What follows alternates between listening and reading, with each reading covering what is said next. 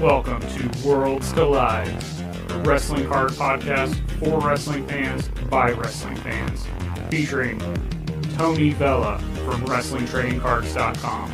This is like a stock market. And Zhan Morning from Wrestling with Cards on YouTube. And I'm not saying there's a right or wrong answer, I'm just posing the question. Join them as they navigate the world of wrestling cards, helping you build a bigger and better collection and making some money along the way. What's up, wrestling fans and trading card collectors? Back again, Worlds Collide, the best of the worst wrestling card podcast because wrestling cards rule. That's right. We're hitting all the taglines and gimmicks today. We're done. Call it out. We're done. Thanks for watching, everybody. Next thing you know, I'll be saying, oh, you didn't know. But nope, we're moving on past that. We got a lot to talk about today. We're going to mainly talk about modern product releases, a little bit of Impeccable, a little bit of Spectrum, and then are we actually getting too many releases? Or are we not getting enough? That's an interesting question. Let's start with Impeccable. Tony, this is your first time. I know you're familiar maybe with Impeccable from hearing the name of sports. I'm familiar with it, not from, I'm just completely honest, like when you start looking at the breakdown of the product, I wasn't familiar with it like what Adam has broken down on the WTC channel on YouTube. But I was familiar with the product. I knew what it looked like. I knew like kind of the little bit of the rarity and, you know, on-card autos, blah, blah, blah. So what is your first impression when you saw people start breaking or you start seeing this stuff on Twitter of the Impeccable release for WWE? Design-wise, I thought it was kind of okay. I'm not overly thrilled with it compared to the previous releases that Panini's put out. I mean, I thought it got better and better with each release. Like, you know, Prism is Prism. And that was sort of like, okay, this is kind of cool. It's, you know, their version of Chrome. And then you go into, you know, Revolution. And I thought, wow, this is much better. I love this. Like everybody loved it. Yeah. And then you go into Select and everybody just, you know, fell head over heels for that too. It's like, and I think they're great. They're all beautifully designed. Then you get into this, which I know is supposed to be a higher end product. A little bit. Yeah. A little bit. And just the appeal here is the on-card signatures. That's what the appeal is. So, I mean, that's kind of sort of a universally accepted, yes, that's what we're waiting for kind of thing is the on-card signatures. Design-wise, me personally, okay. You know, it's some great shots were used, like some great pictures to support. So like that. I like the theme of, you know, they're numbered to certain things based on the year of their induction to Hall of Fame. Yes, absolutely. That kind of stuff is kind of cool. But, you know, overall, good. I got nothing really bad to say about it. Nothing really great to say about it. To me, it's good. 100% agree. Maybe for different aspects of it. On-card autos, always an awesome thing. The checklist on the autos was not, you know, Panini's been knocking it out of the park with the variety that they're putting out in that.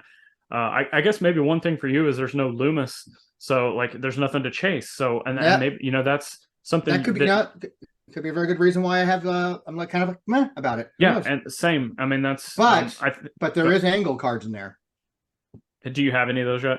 I have not even bothered to go after any of them yet, to be honest with you. I haven't. I hate saying that, you know, he's taken the back seat, but he kind of has in the sense that, you know, I'm on a very tight budget with my store opening and everything. So I don't have a lot of, extra income here for that. So, you know, and I'm not turning other cards into stuff like that. I just it hasn't been getting the attention that I would normally give it. Yeah. So, rightfully so, if you're trying to open a business. Yeah. I mean, and with Loomis being, again, not to disrespect like that, but being of a little bit of a lower tier on the popularity stuff like that, you know, even that stuff, I'm kind of like not pursuing at the moment right now. If something falls in my lap, absolutely it's like that. Like recently, somebody sent me a message on a 1-of-1 white sparkle, you know, Loomis card, and the guy wants like $500 for it like that, and I go, guy can keep it for $500, but I'm just not overly pursuing things right now. It's not because I've lost the excitement for it. I still have fun when I'm doing it, but my focus has to be on other things, and I have to prioritize things. And so even prioritizing even further, you know, not only from collecting cards for me, and then it goes Loomis, I got to put even Angle even a little lower because his stuff tends to go for a little higher pricing on top of that. So makes sense. Before you said that, I'm actually glad you started talking about that. I do want to say that anytime we're talking about these new releases, it may come off that we're giving this opinion like we don't like it. And it's not that, it's just what Tony said. Like maybe our attention isn't completely on it from like a digging into the weeds, so to speak, because the people we collect aren't in the set. So we kind of look at it from a visual perspective, and it's just our opinion. You know, again, everybody can have opinions. You don't have, if you don't like this, you can turn it off right now and go start your own podcast about Impeccable. But I think the design of the cards are okay. I think a lot of the stuff you said is okay. I think they dropped the ball on the relics. You know, I think Select had better relics, and when you're having a subpar product like Select, that's right, 100%. So pros and cons. One thing I was excited is to see the wrestling card community, you know, kind of buy into this product. I didn't see a lot of complaints about it, all the way from just the base cards all the way up to like the one of ones. You know, one thing we didn't talk about yet was the gold and silver bars. I think that's weird. Like it's been a thing before, but I've always just thought it's weird. It's super gimmicky, but you know, when you're talking about an industry that's based on gimmicks, you think you'd be a little more creative with your gimmick, you know. And it's just like the gold bars, like there's no correlation to me as a wrestling fan. There'd be no correlation like the gold bar or the silver bar, or just a bar. Had you done like what Topps did with like the belt designs like that, it made a gold belt and a silver belt or something like that, or even just like a WWE logo that's gold, like that. That would have been excellent idea. That would have been an excellent idea. Even having a WWE logo would have been absolutely awesome in gold and silver, and it had that be like, you know, your 1 ounce and troy ounce of whatever. That would have been very cool, I thought. But that was some people love the bars, and I get people who are probably into the previous Impeccable releases and other sports, or like just kind of use that. Maybe they want to match those up with the wrestling stuff because they're fans of both. Like there's who knows? I mean, but it's just again aesthetically pleasing. You know, I give it for me personally, I give it a 6. Yeah, you know, somewhere in that range. But again, it's also because, again, maybe I'm just not turned on by it. I have multiple factors I've already described, you know, financially reasons, and also because my guys, although Kurt's in it, but my main guy that I collect, Loomis, is not in this set. So it's already like, cool, just wait for the next one. I think overall, like regardless of what me or you think, I think it's just awesome that the wrestling card community has once again latched onto a Panini product, and they're like, yeah, this is fun. You know, I'm all of a sudden I'm starting a new player PC, or I just got this in a break and now I sold it and made all this money that I can now dump back into this other piece, you know. So instead of just being like, you know, oh, this is trash, or all of a sudden there's a big divide like we had with Prism over this Impeccable product. Like Panini just keeps getting, I'm not, you know, I don't want to say better and better, but it just feels like the community of collectors is actually growing with every product that comes out with Panini. Maybe I'm wrong on that, but just my thoughts. Anything else on that before we move on to the next thing? No. Let's talk Spectrum. I'm definitely going to be way more negative on this, but I'll give you the... Yeah, I'm not overly hyped about it at all. I actually will have to be honest that I'm not as... Well, I'm not turned on by this product at all, to be honest with you. I mean, it's even getting, first off, where do I go with this? I'm like losing my train of thought here. It seems like it's got everything against it because of delays. So now we're kind of out of sight, out of mind when it comes to AEW cards. We've had too long of a gap between, and I know that Billy's talked to with, you know, great guys, talked to Card Foundation, the Card Foundation, and they came right out and asked the guys like, what's going on? You know, we still have like, you know, printing delays and this, that kind of thing. So it's like, it seems to only be happening to them. So like, I mean, are you paying for a position on the printing line and your bids are always so low that you can't get on there? It's like, I don't know. I'm being stupidly stupid right here about it. And it just seems like, you know, what, 2 releases in 1 year now? That's it. Yeah, you know, if you're not going to count the like ancillary stuff and e-packs. I mean, well, the e-packs are still playing into the first release. It's still considered inaugural release. You know, and I'm not counting like, you know, match dated moments or new arrivals and that kind of stuff. It's all digital stuff that could be turned into, you know, printed stuff, and obviously, but it just seems to me like you had momentum. It was such a big hype about AEW. I mean, I did Card Life TV last year and talked about the hype about this, and like I hadn't seen a buzz about a product like this in forever. ever actually, and people just seem to be so stoked and jazzed about it. AEW fans were like, "I'm getting this! I can't wait! I can't wait!" And now you've even got with this new Spectrum, you've got AEW fans kind of like, "Dude, you telling me like you're putting stickers for the numbers on there? You're doing this, you're doing that?" Like, you know, it's not very well designed to me. It just seems kind of, some cards look too busy, some cards look too like blah, and I don't know. It's almost like you have an A squad and a B squad putting your designs together, and they went out and said, you know what, screw our A and B squad, we're going to outsource to the C squad. Maybe could have been. I don't Who know. knows? I'm just being stupidly sarcastic about that, but you never know. I don't know. It doesn't feel like, no knock to the hard people and the talented people who design cards and put their time and get paid to do this kind of stuff. It just seems like it wasn't truly even ready still, and they maybe just rushed it out to please people. I was like, we still don't have stuff ready to go. We're going to go ahead and slap some stickers on this stuff and put some sticker numbers on there because we haven't got I don't know. It just, nothing about it made me kind of go like, this is cool, man. Other than like, I think I saw a piece of Cody Rhodes, which just seems weird to me that Cody Rhodes is in an AEW set at this point in time, right? Especially all the delays. But there's a Cody Rhodes like triple swatch card. I think that was kind of cool. I kind of like that one. There's way more misses in this release for me than there are hits. I will start with the positives. I think the relics are a huge step up. I think the design of the relic cards was also a huge step up. They didn't just pick all black or all pink swatches. It's like you said, the Cody Rhodes. I think there was a Moxley maybe that I saw that someone pulled, and it had like different, you could clearly tell they were different pieces of relics within the card. I actually like the design, just the flat out design of many of these cards. I also think the images are not too bad. But let me tell you, these stickers that they put on there ruin every single one of the cards for me.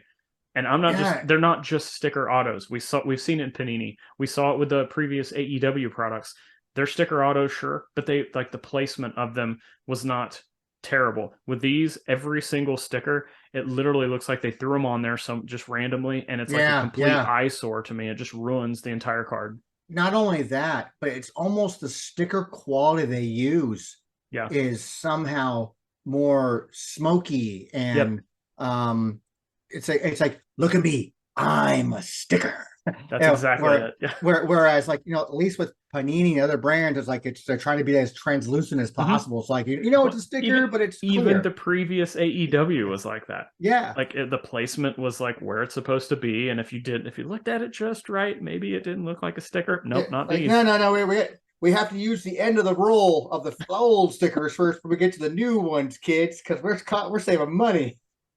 I guess at the end of the day, maybe it doesn't matter what me and you think, but it seems like it's kind of a mixed bag. Like I see a lot of people that are excited for Spectrum and what they've pulled, and they're excited to add the MJF or the Cody Rhodes or and that's cool. Like and maybe it hits all the checkbox marks for you is what you're looking for in your card set, or maybe like I don't care because super collector of somebody. I'm a Billy Gunn collector and I gotta have everything no matter what kind, and it's great. It's cool. That's part of the fun of a collecting site. But for me as a collector, like, I only got into the AEW inaugural set because it was the first debut set, right? And so I'm still holding on to boxes that they've tanked in price, like which is incredible to me. But I don't care. I'm not in it for like I'm selling out. I'm in it for going to hold this thing for years. But I don't know. It just seems like you had a really rabid fan base. I don't see the clamor for this product like I did for the first product. There doesn't seem to be as many of the AEW collectors from the first product jumping on this one. That's just from what I see. I hope I'm wrong. I hope, and I would love to be wrong in that no, there's as many people and they're collecting, which is great. I don't know. I'm looking forward to whatever's next from them to see how that comes about. Metal, they could really knock it out of the park. Oh, we'll get to that in a minute. Let's kind of transition to our main topic here.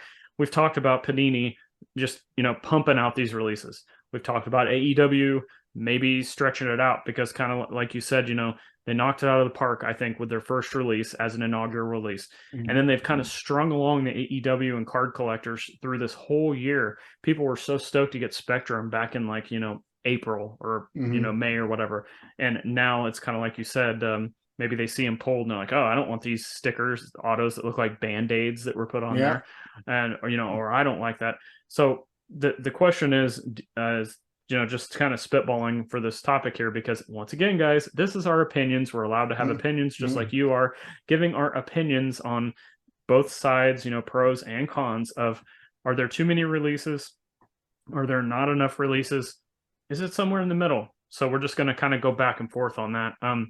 What do you think? Where should we start on this one? I mean, we've kind of already touched on a lot of the topics based on, these are the kind of two, we've got, I think, BBM, they're still making cards like there's weird like Japanese stuff being produced. Indie cards are coming out here and there, and you've got Leaf stuff occasionally. But, mainly we're talking about AEW and Panini for this argument today as far as the releases, because in my opinion, like the Japanese indie card, like that's such a niche thing that if they were putting out, let's say 6 releases a year, it probably wouldn't seem like a lot, because the quantities printed generally are so low. And the collector base is, not to say this is a bad thing, it's not, but the collector bases are smaller. So it's maybe not making quite as big of a noise or quite as much splash as, hey, here's Panini Prism. Hey, here's a first AEW Upper Deck. So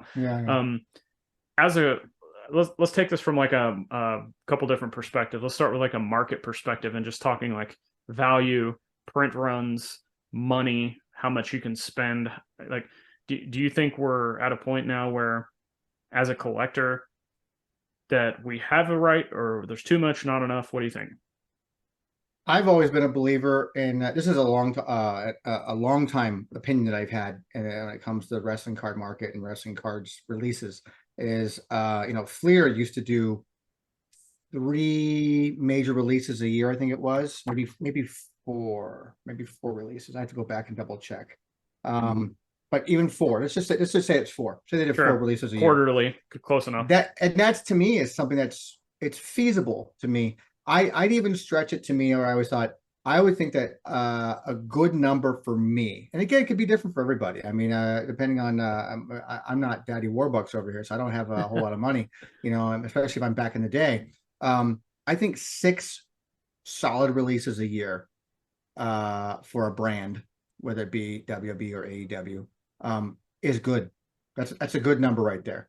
It leaves you just enough to fully immerse yourself into the release that just came out. So January release comes out. Let's just say January release comes out. I've got January, I've got February, another one comes out in March. So I've got 2 good solid months of like playing the waiting game, what I want to buy, because you don't have to buy things right away, people. Let me tell you that right now. You don't have play the waiting game on stuff. If things are overpriced, play the waiting game, because it serves you well. But people have the FOMO, so they got to go out and buy. And it's always been that way. It'll always be that way. But just to try to help people out who want to listen, if you wait, obviously you make exceptions for one-of-ones and low print numbers, so like that. Sure. Yeah. But when there's 99 of them out there or 50 of them out there, or base cards, or base cards, just wait. You'll get them cheaper. You don't have to be the unless that's been your MO your whole life. I got to be the first kid in the block to have it.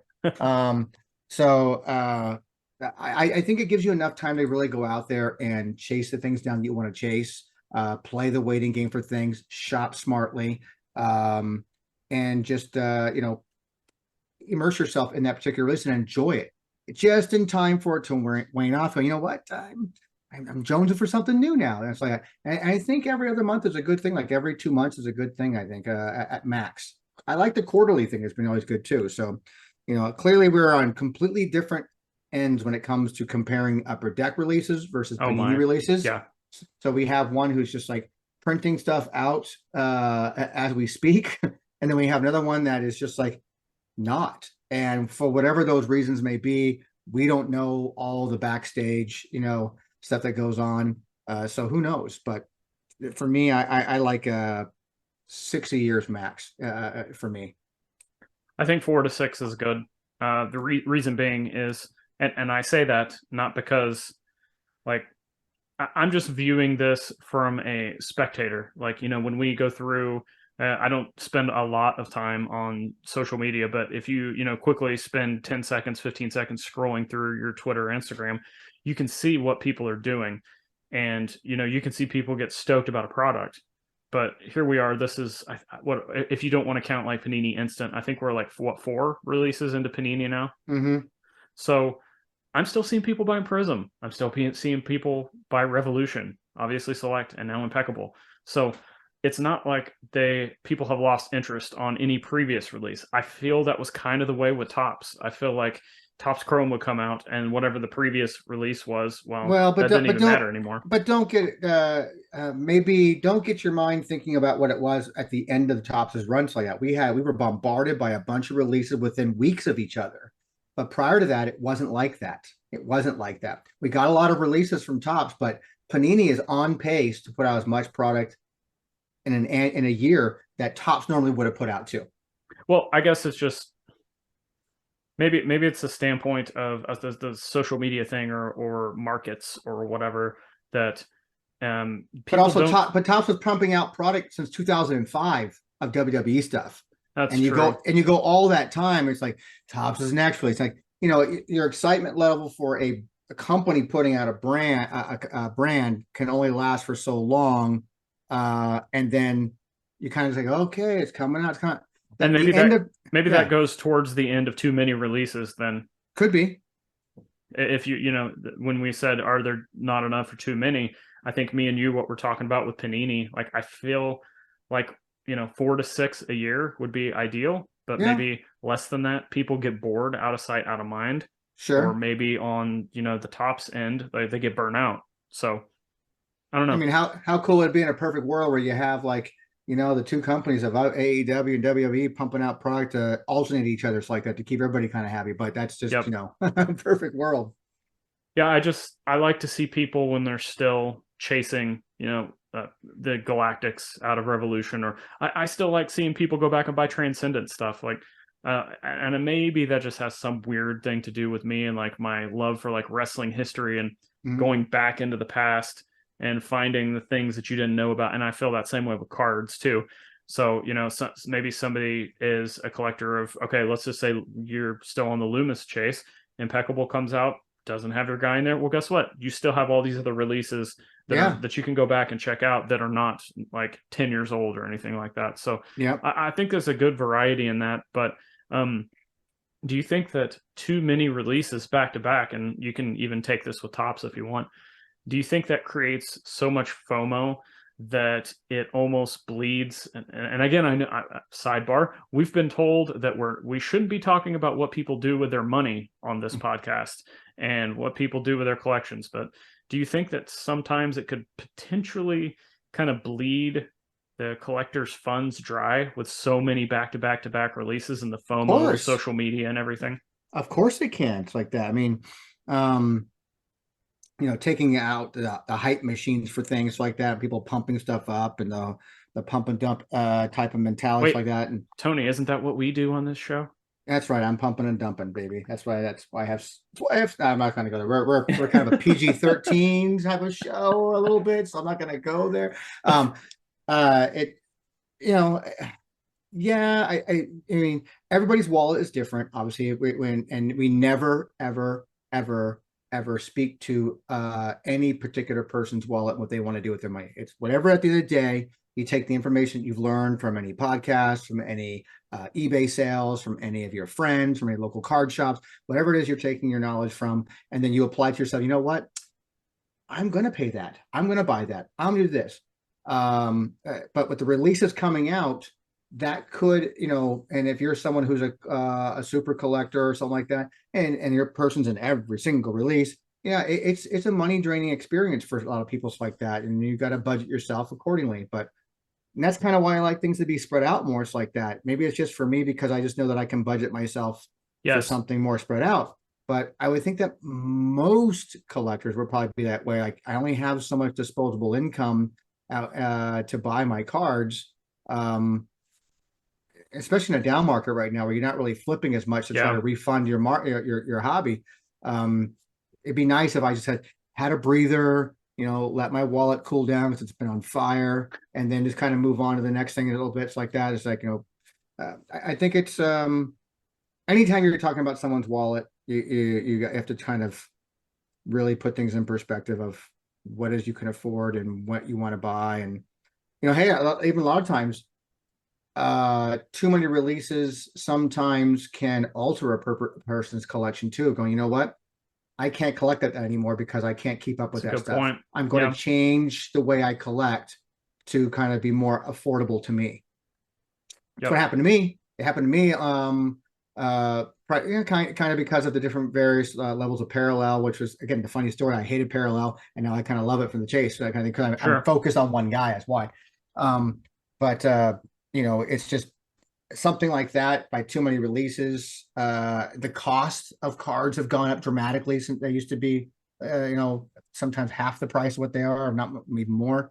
So that plays into your decisions on buying, and that can, with the number of releases that come out in a year, that starts to add up. And I got to decide: do I want to get Impeccable, or do I just want to kind of skip it and wait for the next one? Chronicles or something like that. Do I want to get Revolution? Or do I want to just wait and save my money for something big like Select, possibly? Yeah, and I think it depends on the style of collecting. Like you said, when I taking it back to Topps, when I was like, okay, I'm gonna focus on the cross stuff. I knew that I would have maybe a month, maybe 2 months, depending on delays and all that stuff, to kind of prioritize. Like, okay, this is coming out. Do I need to get in breaks? Can I catch something on the secondary market? When can I? Yeah, and it did help me budget, because I knew that, okay, let's say I've got everything out of this last release except for the out of 10, out of 5, and the Superfractor. Okay, I know I need that stuff, but now I can start shifting my budget and my focus to what's going to be coming out next. Kind of what I'm doing right now. Like I'm not been buying a whole lot, because I'm just kind of waiting and selling as much stuff as possible that I don't really feel I need anymore. Waiting for, when is Cross going to have, Panini Prism? When because that gold is probably not going to be cheap. 1 of 1, when that comes out, I've got to try to get it. So I think that, again, like that 4 to 6 is kind of the sweet spot, because, a month or 2 is enough to kind of get something from a release, kind of take inventory, what you need, mark it down, what you have. Okay, now focus on the next thing. And I don't it keeps your enough of an interest to keep going, where you can go back a release or 2 or 3, still be interested in the old stuff while continuing to catch up on the new stuff. I've talked about this before. Like, sometimes if somebody sees cards too much, they lose interest.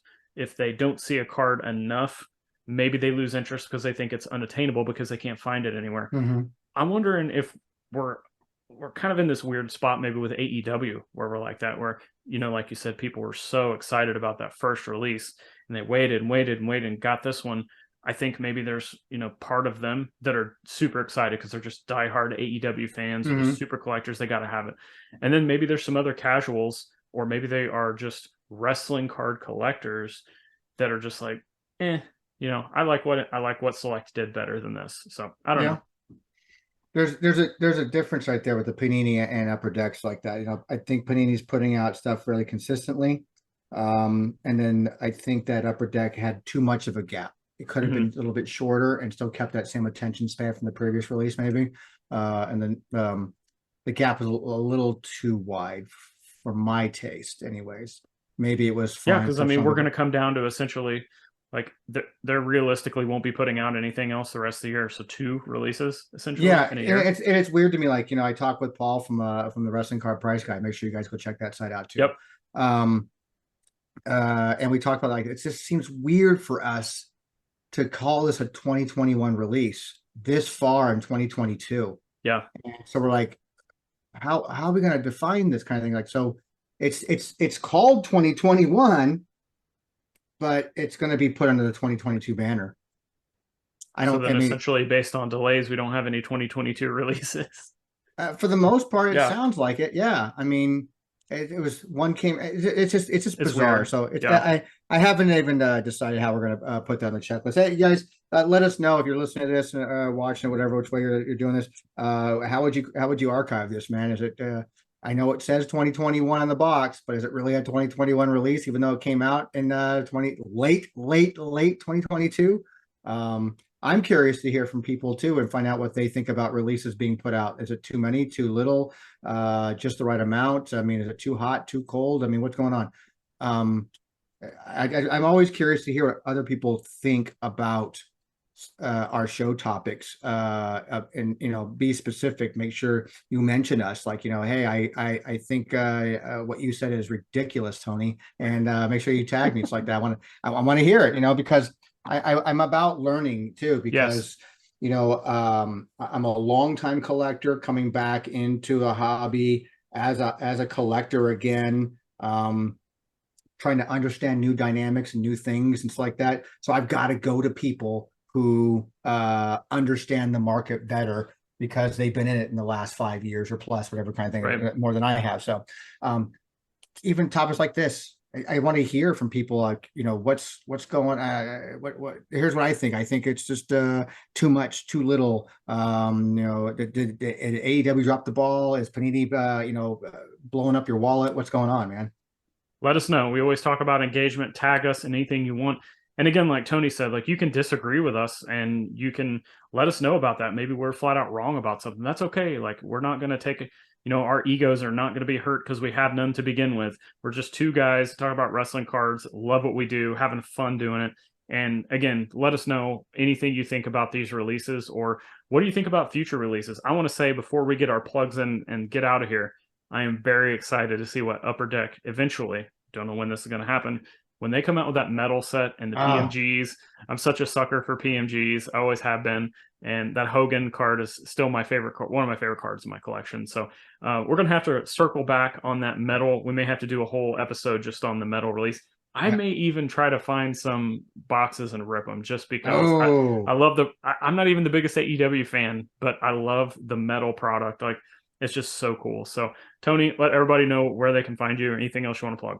WrestlingTradingCards.com, folks. WrestlingTradingCards.com. All of our social media is found at the bottom of every single page, including, I believe, how to contact us through email, or you can go to the contact us page on the site too. So, be sure you go over and check out the WrestlingTradingCards.com network now. On YouTube. So expanding. If you feel like you want to add some perspective on the hobby yourself, feel free to reach out to me. I'd love to have people come on there and have a whole playlist channel to themselves, whether you're talking about indie stuff, foreign stuff, new releases, old releases. I'm just trying to create a hub of people that can come on there and talk about the hobby of wrestling cards like that. So always welcoming people with different perspectives on things. And if you've got a voice, I want to hear it. And it's been a dream for a while. So I don't want to overstep your boundaries, but I also want to say that you don't have to have the same thoughts and opinions as us to be able to make it onto the WTC network. Take your own angle of anything you want, as long as it's not hate speech or anything like that. Correct. Yeah. I mean, we monitor it the best we can. I got lots of people who listen to stuff on there anyway. So, the second I find out anybody who comes on outside of me, even myself, I'll go ahead and cancel myself if I have to. It's a platform to educate, whether that education is something that you feel is wrong or you think it's right. As long as you're getting something from it, that's what I want to see, and just expanding the knowledge and the content of wrestling cards out there. So check it out, man. It's the whole reason we started this, to just get the conversation, get the ball rolling, grow the hobby. You can find me at Zhan Morning on all social platforms, Wrestling with Cards on YouTube, Wrestling with Cards the podcast. And as Tony said, engagement. Let us know what you think about the show. If you did enjoy the show, please subscribe wherever you're listening to this. Tell a friend about the show. That's one of the best ways to grow the podcast, is to just tell other people, not only about wrestling cards, of course, but about our show, or Card Foundation, or Caleb, or anybody else that's putting out any type of wrestling card content. Just support all content creators.